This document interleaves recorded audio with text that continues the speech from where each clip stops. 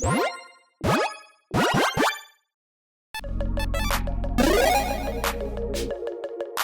everyone, Mitch coming in for the Command Score Studio. Welcome to the show. So this episode comes to you courtesy of one of my amazing patrons, Carlos, who's been supporting this channel as a Golden Pig tier patron, and I truly couldn't do this without the support from amazing patrons like Carlos. So again, Carlos, thank you so much. And this is the Break the Bank version of a previous deck, so make sure you check that episode out first, and if you already have, you're in the right place. So with that said, let's jump into it.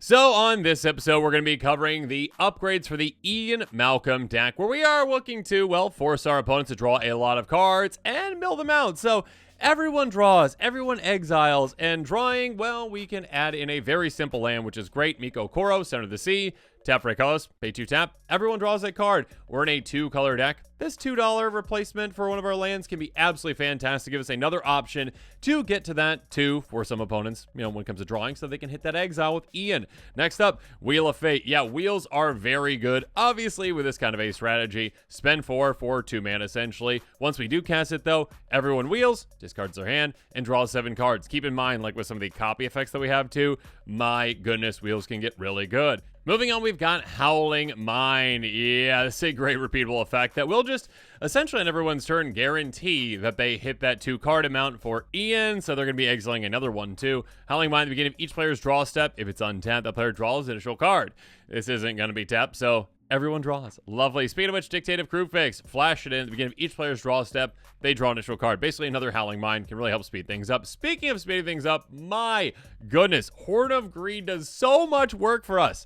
Whenever a player plays a land, that player draws a card. So, yeah, keep playing lands, everyone. That one player over there that's got, like, the additional lands each turn, good for you. Keep playing them. Keep drawing cards and losing your deck in absolutely no time. Speaking of which, Jace's Archivist. My goodness. Pay a blue, tap. Everyone discards their hand and then draws cards equally greatest from cards a player discard this way.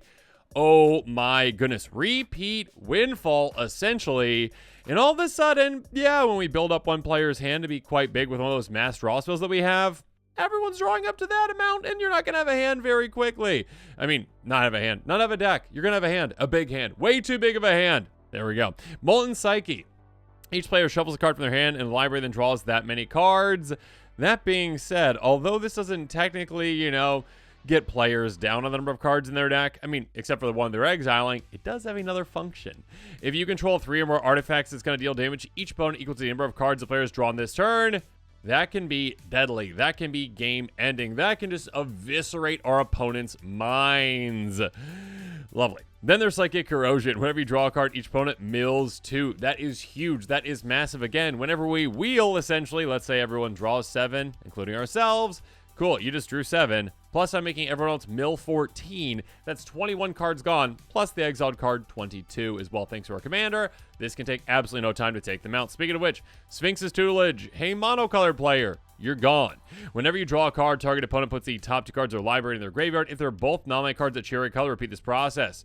Yeah, even if they're not monocolored, you know, there still is a good chance of them hitting. Essentially, we're just going to keep milling 2 on an opponent, and it's going to keep going and going and going. Again, a monocolored player is probably just gone, essentially. So this can be absolutely amazing, especially in combination with a wheel. Next up, Temple Bell. Great repeatable card draw. Tap. Each player draws a card. Yeah, this can do a lot of work for us throughout the game. Windfall, already kind of alluded to this one. Each player discards their hand, then draws cards equal to the greatest number of cards a player discarded this way. This can be an absurd amount and can be a great spell to copy as well. Font of Mythos. At the beginning of each player's draw, so the player draws 2 additional cards. That can be absolutely huge. Like basically a doubled Howling Mine in a way. This can really speed things up. Again, when you keep stacking more and more and more of these effects on each other, the amount of cards people are going to be drawing each turn is absurd. Easily, you know, hitting the 2 obviously for Ian to exile that next one. But obviously on top of that, yeah, just digging down in their decks and making them lose their decks. Teferi's Puzzle Box. Beginning of each player's draw step, player puts their hand at the bottom of their library in order that draws that many cards. It's essentially just guaranteed for everyone to hit that 2 on their turn, essentially, with this. And with other kinds of effects, we can kind of ruin players' turns. I mean, this just ruins players' turns because it's really hard for you to plan out your turn when you don't have your hand that you thought you were going to have every single turn. Reforge the Soul, another great wheel effect, though. Miracle for 2, so you can actually just cast it for just 2 mana, which is crazy. Each player wheels, discards their hand, draws 7 cards. So yeah, when it comes to these upgrades, the focus is mainly on while forcing a lot of extra card draw, and there's a lot of exciting and unique ways to do that with these cards. But now as this episode is coming to a close, it's time for me to hear from you. So in the comments below, let me know your thoughts on these upgrades are. Also, if you are interested in the regular version of the deck, the upgraded version of the deck, make sure you check out those links in the description below. And of course, as always, thanks again and have a good one. This show and episodes like this one are possible thanks to viewers like you. If you're looking for an easy way to help support this show, make sure that you like, share, and subscribe. Also, hit that bell notification icon so you don't miss any new episodes. You can also go check out our playmats and other merchandise at thecommandersquarters.com. We also have a ton of brand new t-shirt designs in stock, so make sure you check out those as well. Another easy way to support this show is with our TCG player affiliate links. So whether you're buying a deck or individual cards, you can use this general link right here or one in the description. And the final way that you can support this show is by supporting us directly by becoming a patron. There are many benefits to being a patron, and I truly couldn't do this without all of their support.